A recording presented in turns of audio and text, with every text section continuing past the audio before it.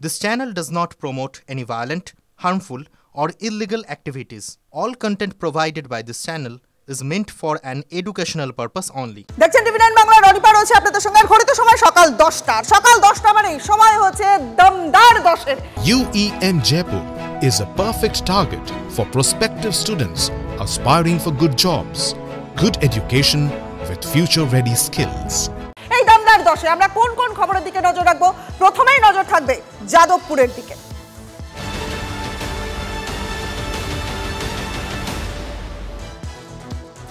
দেখুন, বলা যেতেই পারে যে যত কাণ্ড যেন যাদবপুরেই ঘটে চলেছে, একের পর এক ঘটনা।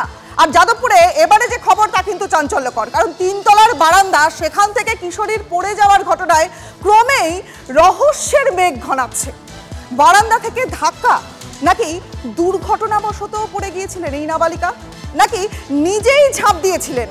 উত্তর জানতে ফরেনসিক বিশেষজ্ঞদের সাহায্য চাইছে যাদবপুর থানা। আমাদের সহকর্মী সুপ্রিয় এই মুহূর্তে রয়েছেন আমাদের সঙ্গে। সুপ্রিয়র সঙ্গে আমি কথা বলবো। সুপ্রিয়, দেখা কি যাচ্ছে, মানে ঘটনা কি করে ঘটলো? দেখো, ধোঁয়াশা তো তৈরি হচ্ছে, কিন্তু জট কি কিছুমাত্র কাটছে?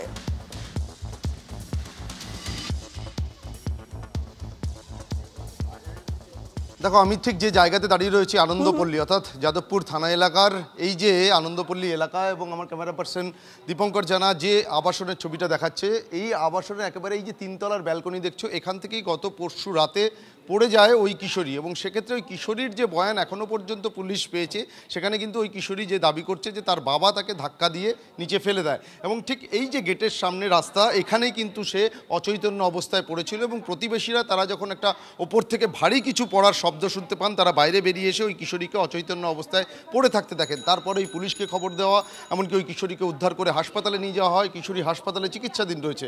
এখনও পর্যন্ত আমরা যেটা হাসপাতাল সূত্রে জানতে পারছি যে তার শারীরিক অবস্থা স্থিতিশীল হলেও তার কোমর এবং পায়ে গুরুতর আঘাত রয়েছে, পায়ে প্লাস্টার করা হয়েছে, এমনকি কাঁধেও ঘাড়েও কিন্তু আঘাত রয়েছে। অর্থাৎ সব মিলিয়ে বলা যেতে পারে তার শরীরে মাল্টিপল ফ্র্যাকচার রয়েছে, কারণ এই 3 তলার উপর থেকে সে পড়ে গিয়েছে। এবার সেক্ষেত্রে এখন তদন্তকারীরা যে বিষয়টি জানার চেষ্টা করছেন বা স্পষ্ট হতে চাইছেন, সে কি সত্যিই কোনোভাবে অসাবধানতাবশত পড়ে গিয়েছেন, বা সে নিজে ঝাঁপ দিয়েছেন, নাকি সে যেটা দাবি করছে যে তার বাবা তাকে ধাক্কা দিয়ে ফেলে দিয়েছে, এই যে দাবি, সেই দাবির কতটা সত্যতা রয়েছে। ইতিমধ্যেই ওই কিশোরীর বাবা, তাকে গ্রেপ্তার করেছে পুলিশ, তাকে হেফাজতে নিয়ে জিজ্ঞাসাবাদ চলছে। এবং তার পাশাপাশি আমরা যেটা আরও পুলিশ সূত্রে জানতে পারছি যে তদন্তকারীরা ফরেনসিক বিশেষজ্ঞদের সাহায্য নিতে চাইছেন। সুপ্রিয়, তুমি আমাদের সঙ্গে থাকো। আর এই কিশোরীর বাবা, তাকে গ্রেফতার করেছে পুলিশ, যেমনটা আমাদের সহকর্মী জানাচ্ছেন। তার বাবা কি বললেন শোনাবো। আরে উনি নিজের থেকে ঝাঁপ দিয়েছে। ও একজাক্টলি ওর ঘরে ছেলে নিয়ে ঘুরে ঢুকেছিল, সেই জন্য ও ঝাঁপ দিচ্ছে। প্রতিবেশীরা তো বলছে মাঝে মধ্যেই আপনি ওর সঙ্গে, আপনার সাথে অশান্তি হতো। কয়েকদিন আগেও পুলিশ এসেছিল। পুলিশ এসেছিল, ও নিজের থেকে ওই কি ফেসবুক ফ্রেন্ড থেকে 48 ঘন্টার জন্য বাড়ি পালিয়েছিল। 7 জন নিয়েছিলাম আমার পুলিশে, যাতে আমি কোনো টর্চারই করতাম না, কোনো টর্চার করতাম না। আরে ফেলি নি রে বাবা। তাহলে কি হয়েছিল কালকে রাত্রিবেলা? আসুন, পড়ে গেল কেন ব্যালকনি থেকে?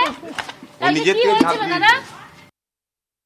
প্রচণ্ড একটা আওয়াজ হয়, তাতে আমি নামি। ওকে কেউ ফেলে দিয়েছে না ও পড়ে গেছে সেটা দেখিনি, আমি আওয়াজ শুনে কিন্তু নেমেছি। আমি প্রত্যেক কটা চ্যানেলকেই তাই বলেছি।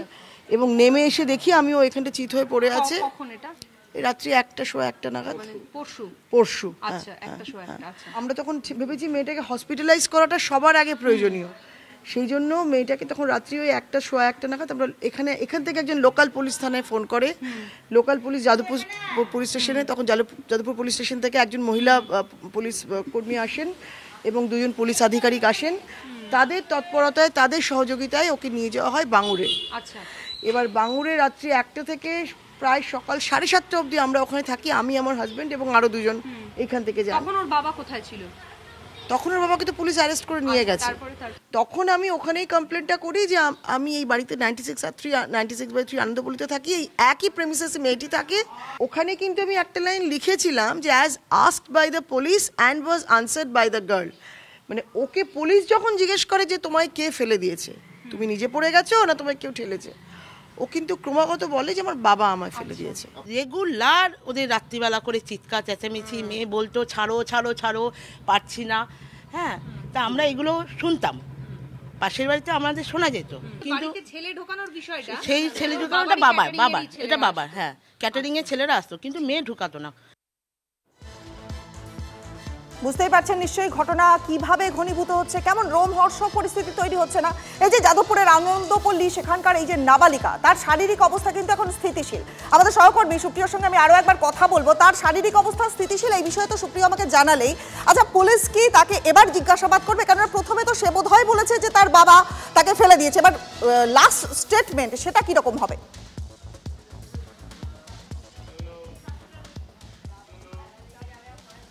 দেখো, একদমই তাই, তার কারণ তদন্তকারীরা কিন্তু ওই নাবালিকা বা কিশোরী তার বয়ান যেমন গুরুত্ব দিয়ে যাচাই করছে, তার পাশাপাশি তার বাবা সে বারবার যেটা দাবি করছে চিন্ময় গোফ, যে তার মেয়ে নিজেই পড়ে গেছে বা ঝাঁপ দিয়েছে। এখানে দেখো প্রতিবেশীরা অনেকেই রয়েছেন, তাদের সঙ্গে আমরা আগেও কথা বলেছিলাম, এখন একবার কথা বলি। আর এই বাড়িতে যে প্রায়শই অশান্তি ঝামেলা লেগেই থাকতো এমনটাও কিন্তু প্রতিবেশীরাও বলছেন। নিয়মিত কি দিদি এই বাড়িতে অশান্তি ঝামেলা এগুলো চলতো? হ্যাঁ, রেগুলারই ধরতে গেলে। সুদিন রাতে কি পরিস্থিতি, মানে যখন আপনারা বেরিয়ে এলেন তার আগে কি চিৎকার চেঁচামেচি কিছু? আমি তো বিয়ে বাড়ির মধ্যে, আমাদের বিয়ে বাড়ি চলছে, ব্যস্ত ছিলাম, আমি অত আর এইদিকে খেয়াল করিনি, কিন্তু যখন বাচ্চাটা পড়লো চিৎকার, এই ভাড়াটিয়ার বউ কান্নাকাটি করছে এবং ওনার হাজবেন্ড বলছিল সবাইকে ডেকে ডেকে ডাকছে আসুন আসুন, মেয়েকে মেরে ফেলছে, তখন সবাই লোকজন, অত রাত্রি তখন 1:15 হবে ঘটনাটা ঘটেছে। ওর বাবা কি মাঝে মধ্যেই মেয়েকে মারধর করতো? হ্যাঁ, অবশ্যই। মানে কি কারণে সেগুলো কি জানা ছিল আপনাদের? কি কারণে? ড্রিঙ্ক করে আসতো, ড্রিঙ্ক করে এসেই এরকম করতো। একদমই। দেখো প্রতিবেশীরা যে অভিযোগ করছেন যে এই যে চিন্ময় গোফ, সে কিন্তু নিয়মিত মদ্যপান করতেন এবং মাঝে মধ্যেই তার মেয়ে। একেবারে সুপ্রিয়, তুমি নজর রাখো। আপাতত অনেক ধন্যবাদ তোমাকে।